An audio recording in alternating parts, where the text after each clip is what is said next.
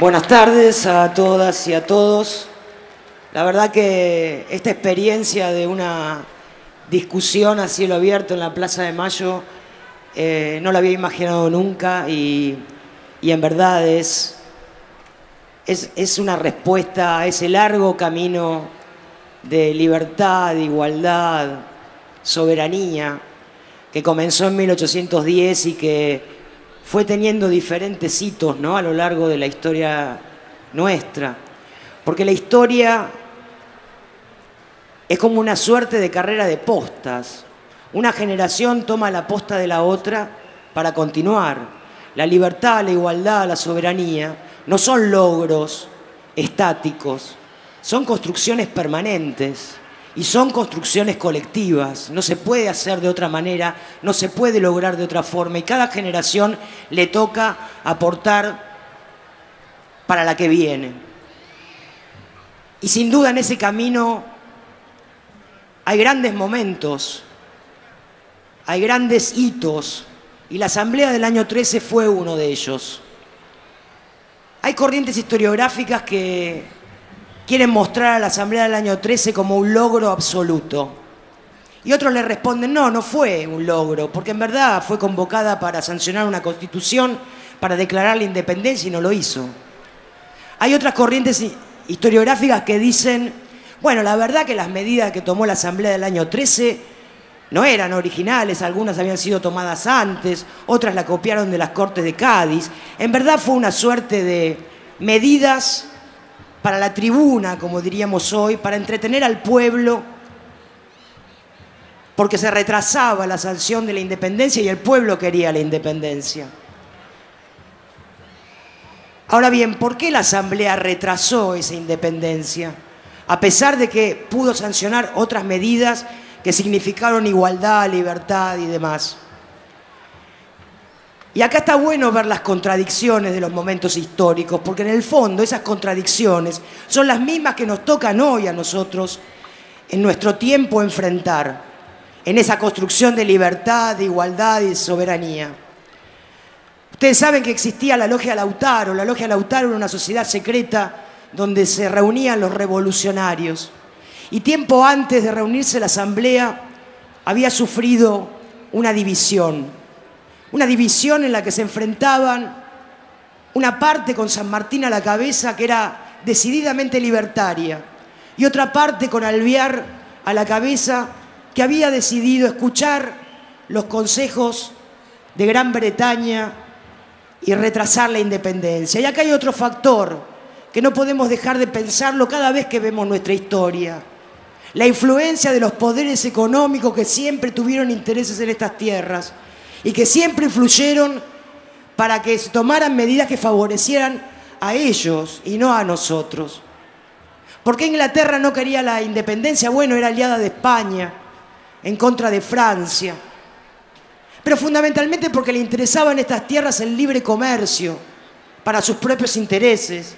Y le interesaba bastante poco que en estas tierras se adquiriera una conciencia nacional, se adquiriera una conciencia de soberanía, porque temían que a la larga también les iba a jugar en contra. Por eso libre comercio sí, independencia no. Y ese poder británico tenía colaboradores locales, que era la burguesía mercantil porteña, ligada a los intereses del puerto, en detrimento de las provincias, los mejores aliados para imponer esa política británica. Así fue que se retrasó la sanción de la independencia y la de la Constitución Nacional. Sin embargo, se pudo sancionar la libertad de vientres, no abolir la esclavitud, aunque se incorporó un artículo en el cual decía que cualquier esclavo, viniere de donde viniere, por solo pisar este suelo, era absolutamente libre. Por supuesto, el embajador inglés en el Brasil, Lord Stranford, presentó una propuesta y dijo que debía derogarse ese artículo porque se podía producir una estampida de esclavos desde el Brasil hasta estas tierras y porque además los propietarios brasileños no podrían venir aquí con sus esclavos. Y entonces esa cláusula se derogó. Pero sin embargo también se pudo sancionar el fin de la encomienda. Es cierto que la encomienda ya no regía en el territorio que estaba bajo el poder de la Asamblea, seguía rigiendo en el Perú, que estaba en poder de los españoles. Pero también es cierto que hacía nada más que 15 años, Tupac Amaru II, después de su sublevación en Tinta, que se extendió hasta nuestro territorio actual, las provincias de Salta y Tucumán, se había rebelado junto con su esposa, Micaela Bastidas, para pedir que se dejara de maltratar a su pueblo, para que se dejara de explotar a los pobladores originarios en las minas y en los campos. Y la respuesta había sido su encarcelamiento, la horca y después el descuartizamiento de su cuerpo para que tomaran cuenta los demás pueblos del territorio que quisieran rebelarse. Hacía nada más que 15 años había sucedido esto y la Asamblea decidió terminar con la encomienda y decir que los pobladores originarios eran hermanos de los criollos. Con la tortura ocurrió lo mismo. Hay documentos que demuestran, por ejemplo, el Cabildo de Córdoba hacía poco había admitido que era común azotar a los negros o a los gauchos ante determinados delitos para corregirlos. Pero resulta que ante los mismos delitos, si los cometían los blancos, podían sortear el castigo con multas. A los negros y a los gauchos se los azotaba. La Asamblea copió una ley de las Cortes de Cádiz, introdujo elementos de tortura que no se usaban en estas tierras. Por ejemplo, el perrillo. El perrillo era una suerte de bozal. Aquí no se usaba esto. Y olvidó poner, por ejemplo, el potro y el cepo, que sí se usaba aquí. Prueba está que ha sobrevivido muchos. Vayan al Museo de Luján y van a ver los cepos en los calabozos que todavía se exponen ahí para mostrar la brutalidad de la tortura.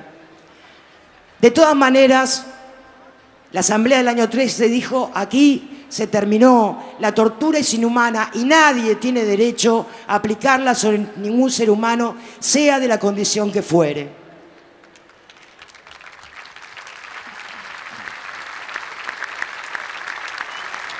Con la Inquisición pasó lo mismo. Declararon abolida la Inquisición. Aquí no había tribunal de Inquisición, sí lo había en Lima. Las Cortes de Cádiz lo habían abolido un mes antes. Es muy probable que los diputados no lo supieran por el tiempo que tardaban en llegar las noticias. Pero sí abolieron la autoridad de la Inquisición en estas tierras. Entonces ustedes me van a decir que, ¿de verdad legislaron para la tribuna? Y yo les voy a contestar que no. Porque lo que hizo la Asamblea del año 13 fue poner en palabras la sublevación que se vivía en estas tierras. Y la palabra es una herramienta contundente, porque la palabra nos permite nombrarnos y terminar con que sean los otros los que nos nombren. La palabra nos permite tomar nuestras definiciones y dejar que sean los otros los que nos definen. Esto hizo la Asamblea. Aquí quedó clarito.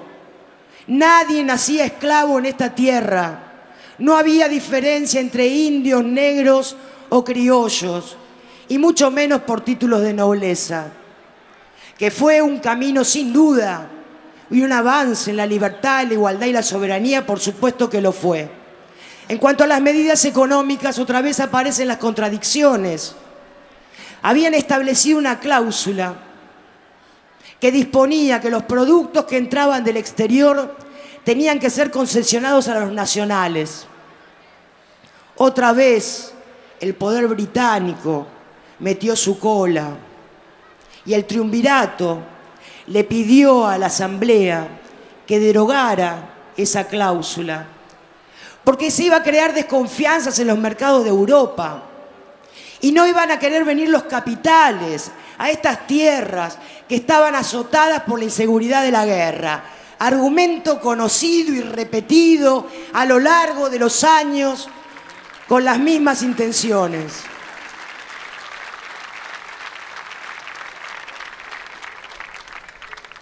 Resultado de derogar esta medida se crearon grandes pools, ingleses, claro, asociados con la burguesía porteña, ligada a los intereses del puerto, que significó que amenguaran las economías regionales de las provincias y que significó que se acentuara ese enfrentamiento que había entre las provincias y Buenos Aires. Pero además, esos pools se llevaban el metálico, la moneda, de la cual carecíamos porque como Lima estaba en manos de los españoles, costaba que llegara ese elemento aquí. Esa carencia de moneda fue una de las razones para que una década más tarde las autoridades concertaran el empréstito Baring con la banca británica, empréstito que se devolvió recién en 1904 y se pagó 8 veces más de lo que se había recibido. Estas contradicciones que sufrió la Asamblea y que fueron sufriendo después las distintas etapas de nuestra historia, fue porque además empezó a convivir la lucha y la guerra contra la dominación española, pero también la lucha contra una dominación que era tal vez más peligrosa porque era más encubierta. Una dominación que tenía que ver con los intereses del otro imperio aquí. Y una dominación que empezó fundamentalmente con una colonización cultural. La Asamblea le dijo a España, cuando tomó todas las medidas que tomó, dio justo en el corazón de aquello que le había permitido mantener durante 3 siglos la conquista y la dominación en estas tierras. La Asamblea le dijo a España, basta a la pedagogía del miedo y al castigo corporal. De esa forma se habían mantenido en esta tierra. Ahora empezaba, además de la guerra, otra lucha contra la colonización cultural. Otra lucha contra la colonización de Inglaterra, de esa Inglaterra que todavía cree que tiene derecho sobre este territorio y mantiene ocupación sobre las Islas Malvinas. Inglaterra que también hoy, igual que ayer, cuenta en estas tierras con socios que con argumentaciones intelectuales pretenden defender intereses que son de ellos y son ajenos a nosotros. Hemos leído en los diarios algunas argumentaciones intelectuales hablando y bancando la supuesta autodeterminación de los kelpers. Esos poderes económicos internacionales que todavía hoy siguen queriendo presionarnos y que tienen, por supuesto, en estas tierras socios. Aquellos que querían pagar con el argumento de decir que había que defender la soberanía porque nos habían incautado la fragata Libertad, pretendían pagar para defender la soberanía en vez de plantarse y decir, esta tierra es soberana desde hace más de 200 años. Y esos poderes económicos saben, como lo supieron en el pasado durante la Asamblea del año 13, que la palabra es poderosa. Lo saben. Saben que la palabra permite nombrarnos y definirnos. Y sabe que cuando un pueblo está dispuesto a nombrarse y a definirse, es muy difícil seguir colonizándolo. Por eso se oponen a la ley de medios, porque no quieren escuchar las voces y quieren que sea solamente esa voz, la voz del poder, la que continúe. Sin duda, la Asamblea del año 13 fue un avance, un paso más en el camino de libertad, de igualdad y de soberanía. Hoy, a 200 años, nos toca a nosotros tomar la posta. Y es nuestra obligación hacerlo. Por los que se jugaron antes, durante estos 200 años, en todas las etapas de nuestra historia, y por los que van a venir. Porque es nuestro deber, igual que los del pasado, dejarles una patria más justa, más libre y más soberana. Muchas gracias.